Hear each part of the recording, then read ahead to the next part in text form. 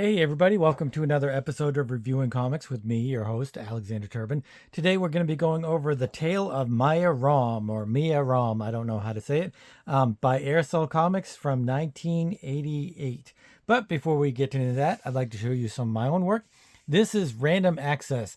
It's normally a full-size, full-color comic book, but next month we're having this special Inktober edition, and there are going to be prompts, and here are some of the prompts right here. Some of them are FCC, First Amendment, Comics Code Authority, Fahrenheit 451, 1984, EC Comics, Underground Comics, etc., etc. And these prompts are primarily freedom of speech because of the stuff that's been happening recently in the news with the FCC.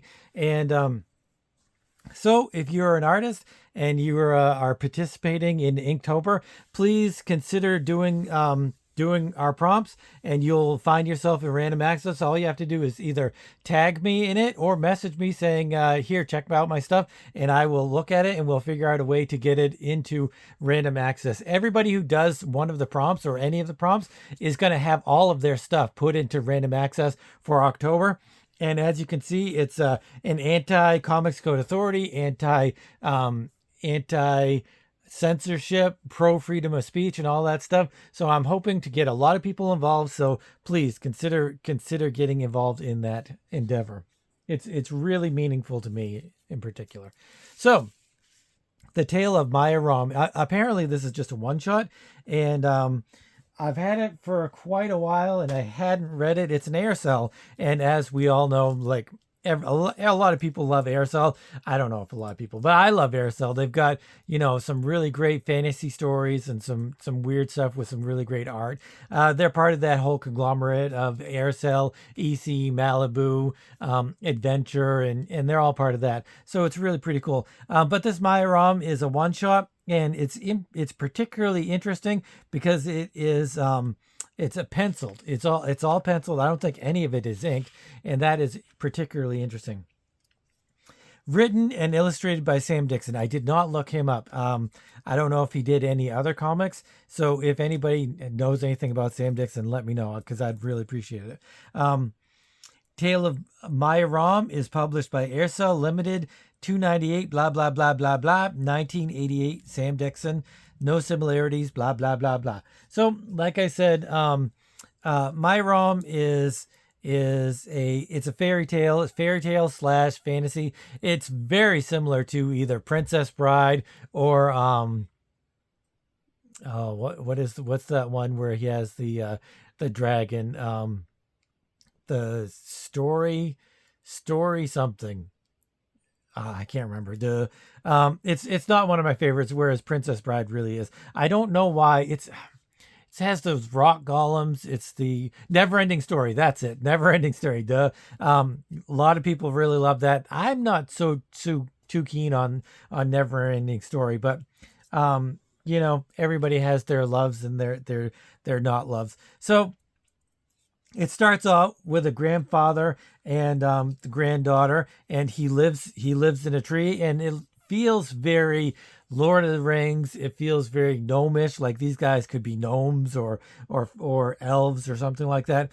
I do love the art. I'm not going to backtrack and talk about the art too much. I actually want to talk about the art to begin with, because it's a fantastic art.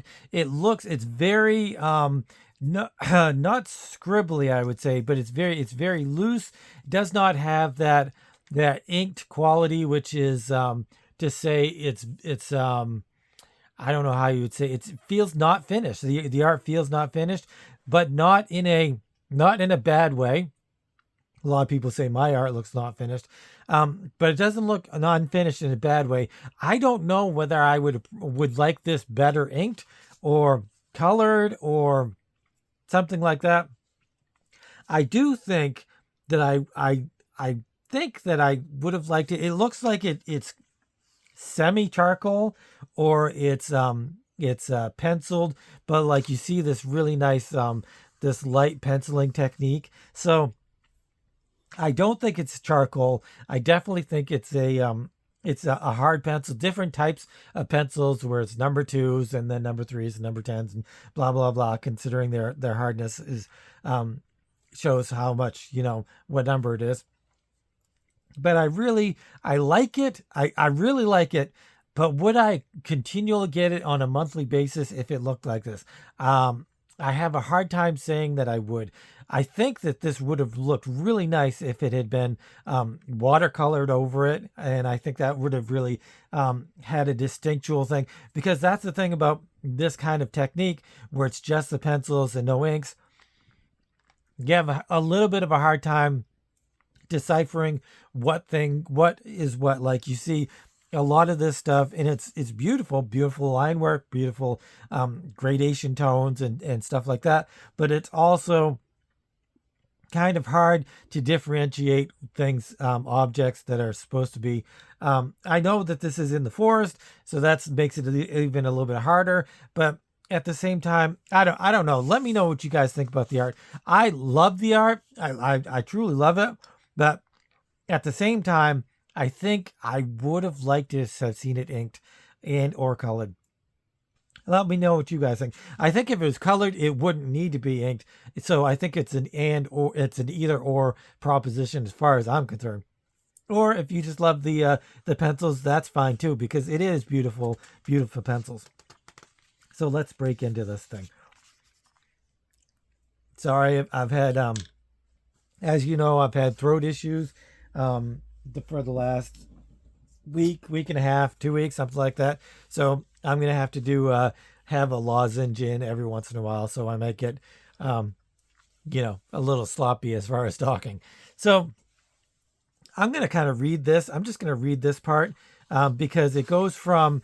the plot goes from dialogue in all of these different word balloons and stuff to straight narration and text. And so I'm going to read the dialogue, and then I will kind of just discuss what happens in the text and stuff. The little girl says, "Grandpa, who's Mya Rom?"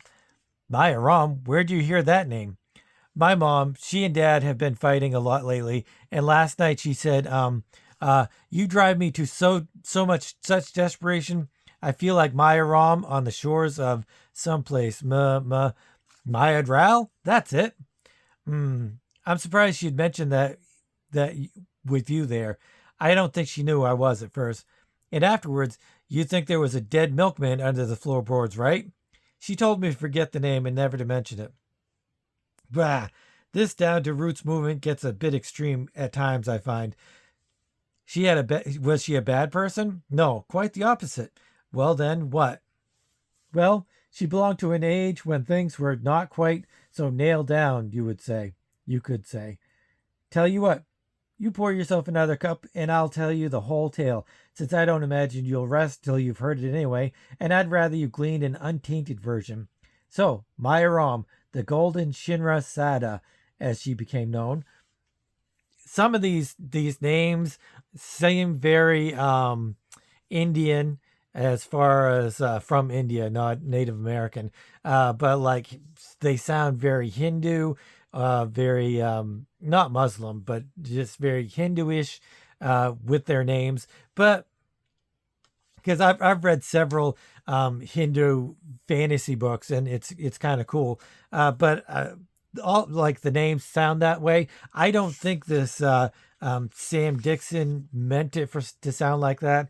I think it just came through. People use different names, different phrasings, different phrenology. I'm not entirely sure that's really a word, phrenology, but I just made it up if it isn't. I think it is a word, but I don't know.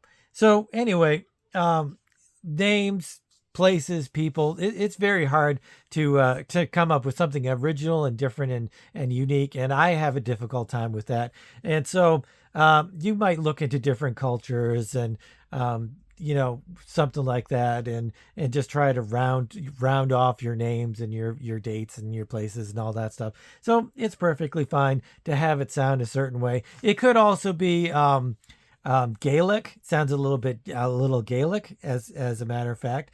I read a book once, something Sidhi, and a lot of the that sounds like a lot of these names, and it was like a weird fantasy book, and I think a lot of those names were Gaelic as well. So I'm not entirely sure. Anybody that really knows a lot about this book, please let me know. Fill us in on some of this stuff because I'm really intrigued. Because even though I know the story, it's kind of a simple story. It's not really too intricate or anything like that. But it's only one issue, so it's not really an intricate plot, not really an intricate story. It's enjoyable. I did enjoy reading this, and so I would like to know more about Mya Rom if anybody has any kind of insights into it. So he starts out, and that is the reason I think it feels like Princess Bride and some of those things where first there's dialogue and there's characters and stuff, and then it goes into a narration, just like I can't remember what his name is, the guy that played Columbo. It turns into a narration. I will read the beginning because it has some of the names in there that I kind of will probably forget, and I might have to go back and read them again. But it was about 540 years ago that Mya Rom was born into our land. But as anyone would tell you, in those days it was considered a prodigious achievement to never leave your mother's womb, for these were the trying years following the Tumu siege, the phantom rise to power of the cruelest and perhaps most powerful lord our world had ever known, Tir Mak Odi. So again, another name that kind of sounds, I think it sounds a little bit more Gaelic than it does Indian, as now that I'm thinking about it. Again, the artwork is beautiful. Reminds me of some sort of like, what's his name? I'm trying to think of that. That anime, Nausicaa of the Wind. It feels a little bit like Nausicaa of the Wind and a little bit Mobius-ish, but I do really enjoy the artwork. I think it's beautiful art. I just kind of wish it was inked. I'm not entirely sure. I might have to read it over and over again to see which way I enjoy it more, whether I like the more sketchy look or if I would have liked something a little bit more stable, I guess would be the word. Tir Mak Ode was a grand master of what was called the life web. That is to say, he could rally and command the elemental forces of the world, a phenomenon seldom seen these days, even in hint. Tir Mak, in fact, was one of the very last of his kind. So he was some sort of sorcerer. He's like I'm thinking this is a little bit like Star Wars, and he's using the Force and the dark side of the Force, and it's very much reminds me of that. But even though he was a great warrior, he was even better at diplomacy and all this stuff. So this is how he kind of took over the countryside and became king, and he became ruler of this world. And I can't remember what it's called. Tumu. No, that's not it. I can't remember what the name of the world is called. But it turns out that he is a despot. He's a tyrant, and he was doing all kinds of horrible things to his people, taxing them to death. If anybody spoke out, then he would kill them, all of that kind of stuff to keep control of everything. I think I might have to read sporadically the narration because there's just so much information that it's hard to just actually tell you what it's about. And so for years, the continent writhed under the relentless implement of Tir Mak's abominable, oh my good God, I'm sorry, practices. But he, all the while, directed his attention elsewhere and spent his every moment savoring the anticipated indulgence in his most desired prize, the leaders of Tama Isle. So I guess that's part of the countryside, or the part of the country is the Tama Isle, and he invades them, and it really doesn't feel like this is super fantasy, but there's dragons. He uses his dragon creatures, and that's one of the things I kind of wish that they'd shown. Like, it's sword sorcery fantasy, and he's got these dragon creatures, but they don't really show them up close. There's no like real up close dragon things or anything like that. The Isle of Tama was the home of Mya Rom, and she, the daughter of its leader, Rom Odom. It was King Odom and his associates that had striven against Tyr's rise of power, and now it was all that he and his forces could do to maintain this last stronghold against Mok's might. So it's the last bastion of hope. They're like the rebels, but Tyr Mok, is that his name?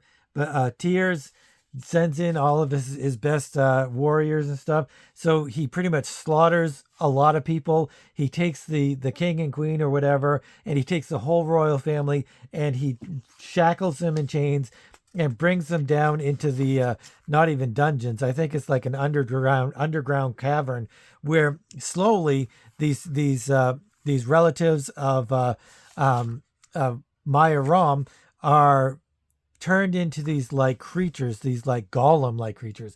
And I think that's really kind of, he's dissecting Lord of the Rings and he's using, it's like turning him into, what's his name? I can't remember, the big bad guy. Mordor, turning him into Mordor and the big bad guy. My God, my brain is mush. I'm sorry. So Mya Rom is held captive, and she is going to go the same way as her family. But this little creature calls upon her and he says, "You will escape." And I don't know what kind of creature this is. He looks like a little mouse or a little ferret or a little Sauron. That's what his name is, Sauron. So Tyr is basically your Sauron, and this land is Middle Earth, and he's wiggled his way into power, and then he's created all of this horrible stuff to happen. So she does escape. He helps her escape, and she somehow gets away. All of her family are dead. And this is where I realized that there were dragons. I didn't realize in the first pages that I didn't realize that these were dragons. They're just way too light. I wish they look like a little bit less like dragons and more like those bird creatures that Mobius created. And so right here it looks more dragon-like, but here you can't really tell. And so she rides off and she escapes. And this little helper, Mya Rom, is an unknown item of the day. Good luck.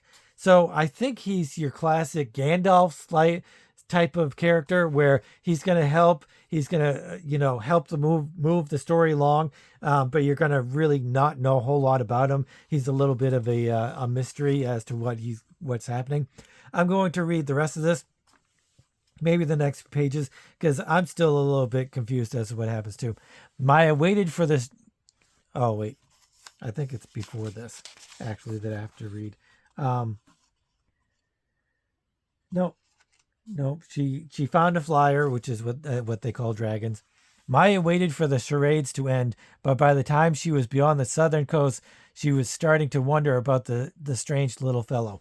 Okay, she thought that the little rodent guy was an agent of Tyr, and that he was trying to trick him or trick her, and so she didn't really trust him. She reached the coast of the southern continent by sunset. Before long, it would settle upon her that she was actually free of Tyr Mok's grasp.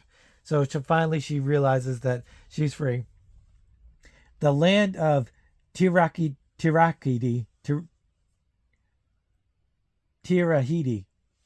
I don't know how to pronounce that, was and is an interesting place. It is a wild, barbaric world where survival largely depends on one's skill with a sharpened steel. Yet still, there exist laws and codes. For example, if a man were to tread upon its soil, porting bow and arrow, all brawling eyes would turn to him, and it would be about face or die. So they're saying things. It's kind of like, I'm trying to remember the thing that I read, that I reviewed a little while ago, like last week or a couple weeks ago, where it was similar, where I enjoyed the writing, but it was very high-handed kind of writing, and you didn't really understand a lot of what he was saying, and you had to kind of decipher what he was saying. This is very similar. So if somebody came along and they had a bow, everybody was going to come at him, I guess. On Tama, Maya had become a peerless swordswoman for her age, but her skill had waned during her confinement because she had been, remember, she had been imprisoned in this cave for like 2 years, I guess. Um, but her skill had waned during her confinement, and her nerves were weak and raw. Luckily, she managed an alliance with a small band, taking on an extra share of the food procurement and preparation duties. But as her health returned, the vengeful fire that burned within her more than made up for her civil upbringing, and within 2 years, she had already become a somewhat renowned contender in that land. So she was becoming a swordswoman, much like Conan goes through his hardships and learns how to become a swords person and stuff. She ends up going to some sort of an arena.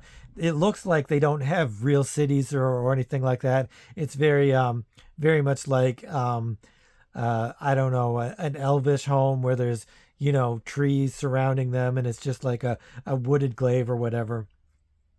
She defeats the best warrior around, and that is where she procures the sword of Ona. Um, and so 5 years into the Tekrati world, found Maya in the crude arena of Ramos, standing over one Chichakakaka, whose title Maya had bled from her. So I guess it's a girl. To make Maya the first fair-haired wielder of Ona in all of the known history. So Ona is the name of the sword. Sounds kind of Japanese, but it's obviously not. Also sounds a little Zelda-ish. I'm wondering when Zelda came out. Zelda came out before 88. So some of this could be derived from or inspired by Zelda. That would be intriguing as well.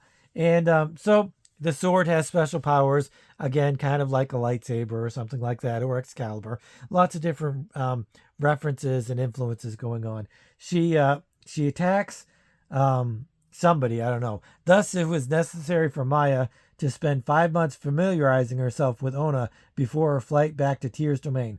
Don't understand what she was doing here, why she's attacking this guy, which had been somewhat anticipated by those of Tekraki, but not thoroughly enough to thwart her escape.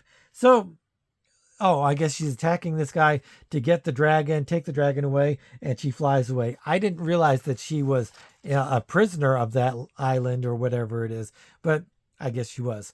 3 weeks of skulking and assessing around the capital region left Maya standing on the cliffs south of Mya Rom, her plans and confidence in ready. So she wants to go to Tyr, she wants to go to the mainland and kill Tyr and do whatever she can. It's your classic depose princess, goes off, does a task or quest or whatever, and then comes back stronger, ready to take back what is theirs. She comes across the little rodent guy who is actually, he looks more like a what are those creatures in the Dark Crystal? They're shoot, I can't remember those either. But he comes along, and I'll read this. Hello, you. Congratulations, Sheena, said he. Are you here to help me with Tirok Mock? Well, I'm here to promote assistance. What? This is suicide, of course. Probably. Be ashamed to let such an expenditure go to waste. He will fall. So, you will need a powerful ally. Tiruk Nuk Ovid might serve you if paid proper homage. Who? A mighty being who lived long ago in a place far, far away. So a few roses on some altar somewhere and I'm all set? He's not easily won. I think we shall have to wait. Good luck. So things are kind of developing. He's introduced this godlike being that might give her help if she does what this character wants her to do. So she busts into, she's busting into the castle, which I wish this was a little bit darker. That's some of the problem with this pencil line work and this pencil work that she's doing, that he's doing, that some of it's too light, some of it's too dark. So I really kind of wish that he had inked some of this stuff, simply for clarity's sake. I wonder if he ever did, and that maybe it's somewhere somewhere you can see. So she's breaking into the castle, and she's knocking out guards. She's using her sword to cut people up, cut guards up. She's sneaking in to the into the bed chambers or whatever. This is beautifully done. This whole thing, this whole page is really beautifully rendered, where it has the people working on the scrolls. I don't know what they're doing. They're probably writing down all of the taxes that were paid and stuff like that. Or maybe they're doing, who knows what they're doing. So finally, Tiamat shows himself at some sort of ball or something like that. And he's giving one of his associates a hard time. I guess there was a fire somewhere. And he's like, somebody that lives in that region. He's saying, I can't believe you did that happened, or blah blah blah. But he's really just giving him a hard time, almost to the fact where he thinks he's in danger at some point. But then Mya gets her sword ready, and she's ready to attack Tyr, and he's close, and she's ready. She's about ready to pounce, and then the little rodent guy, warns Tyr about what Mya is about to do. So this really plays in later on. She attacks, Tyr goes out of the way, the other warriors attack her, and she just kind of pounces, and it goes through this whole fighting scenario. Don't love this fighting scenario. I wish it had been broken down to 2 or 3 different pages. This whole almost 12 panel grid is just not enough room. And there's, as you know, I really like my action to be, the beginning of the action, the middle of the action, and then the finale of the action. So that really doesn't happen here. There's lots of guards being cut up. There's Tyr moving around. There's Mya jumping and swerving and doing all of her posing and stuff. So I kind of wish that there was a little bit more going on. She finally I think he uses his superpowers. He knocks her into the ocean, and I'll read this. Twould seem we've just encountered the current Sindra Sad, Mya Rom. Such heroic righteousness. If she survived that fall, I'll have her yet. They don't go looking for her. They just kind of let her do her thing. She does survive the fall, and the little rodent guy has the sword, and he just kind of does a double jump, and very much Star Wars. Careful now, you might destroy your only chance against Tiamat. She actually hesitates. Purpose above all else. I like that, and so does my mentor. I'm convinced you'd like to meet him. I think it's time. So she, off camera, and they often say in film and in comics, show, don't tell. So they were just doing a tell, not show, where she goes and meets this character, and they devise a plan. And sometimes it's cool to have that plan devised, and then later on you reveal the plan. And so that's kind of cool. She comes in, she attacks the guards. She starts cutting them down, really wailing on them, and she makes her way to the throne room, I guess. She cuts uses her sword to cut through this giant door, which I think is a really awesome panel. I love this panel of seeing the sword cut through this big bolt, and Tyr is just there waiting for her. He's not really scared. He doesn't think it's any big deal. And I'm going to read this part. Mya, have you no pride? You look such a pathetic fool standing there. But still, I'm glad you could make it. Prepare for a little reciprocation, Tiamat owed. And then she takes the sword and she stabs herself. She impales herself with the sword and falls. Tyr is like, what is going on? I don't understand. And then at first he's incredulous. He doesn't understand. And then he just starts laughing. But then this giant creature there's rumbling, and the ceiling starts to cave in, and lo and behold, it's the giant creature demon god that she summoned. Remember, the little ferret guy said that in order to summon this creature, she would have to make some sort of tribute or something. Her tribute was that she had to kill herself. So the giant entity comes, grabs Tyr, squishes him, or grabs him, and then squishes him, crushes the whole body out of him like it's just a little bag of meat, and then throws him down and then disappears. So that was some sort of giant god that did that. And then it goes to the girl, and I will read this. And so with Tiamat gone, it wasn't long before this tyrannical structure crumbled.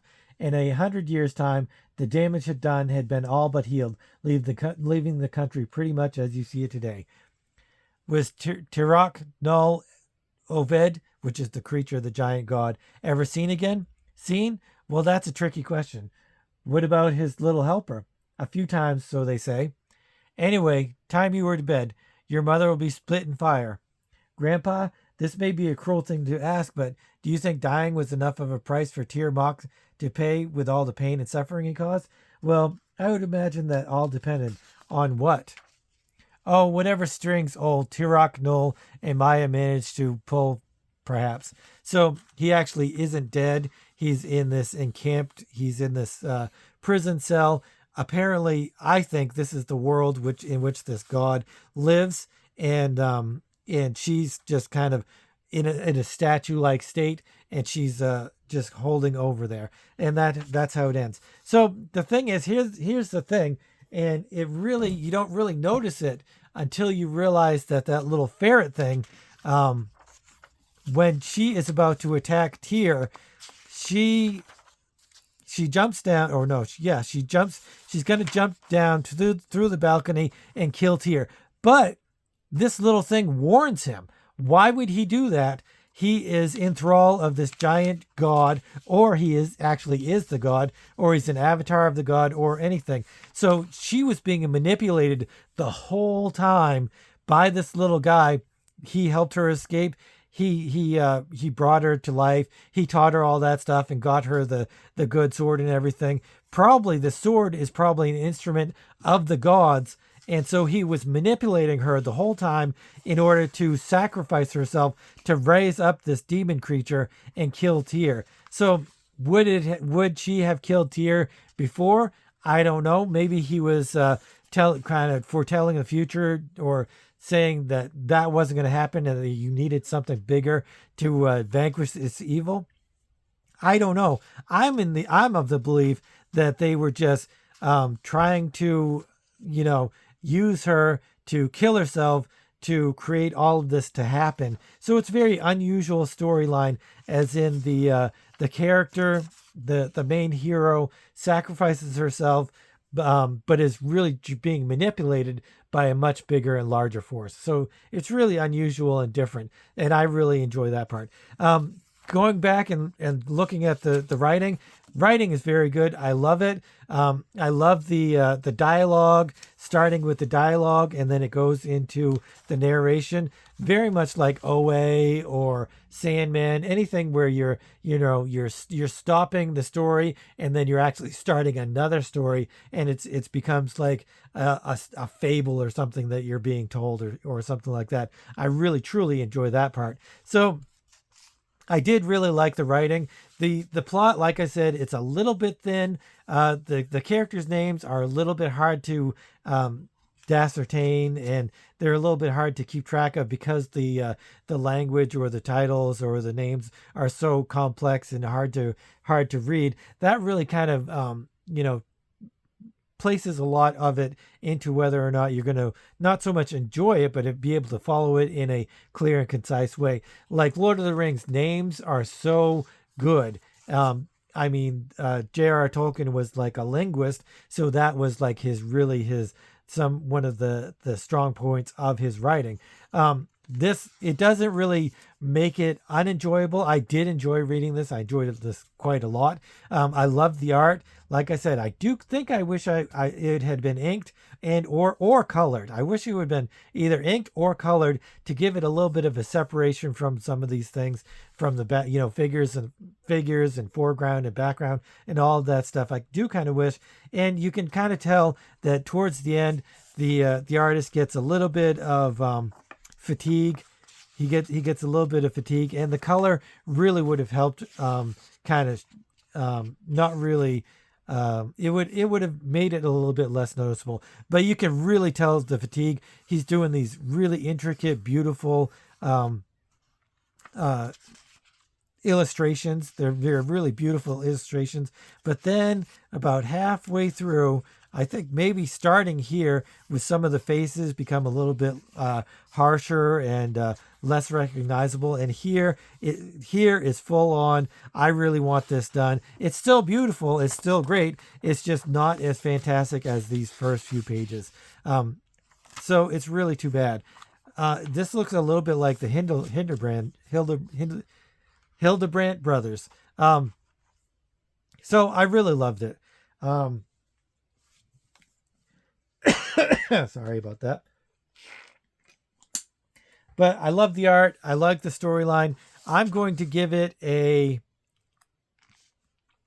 What should I give this? This is difficult. This is really difficult. I'm going to give it an 8. I could, if the whole thing was this style of artwork, where it's really intricate and detailed and he was putting it all, and he didn't get the fatigue that he has here, I think I probably could have given it a 9. Storyline is good. Plot's good. The dialogue is really nice. I enjoyed it. I enjoyed reading it. I'm going to give it an 8.5. I'm going to give it an 8.5 because I really do like these first few pages that much more. But after that, it just kind of goes down a little bit. It's still quality stuff, but it still goes down a little bit. So I'm giving it Mya Rom, The Tale of Mya Rom, an 8.5. Please let me know what you guys think. I'm really interested in hearing what you guys think about this. And if you have it or if you don't have it, or if you want to check it out, let me know. If you're new to the channel, please consider subscribing, hitting the notification bell, and all that cool stuff. And I'll see you later this week. We're going to be doing lots of cool stuff. Maybe I'll do read the rest of Daredevil and actually get it on video instead of deleting it like I did last time. But thanks for watching, and as always, keep on creating.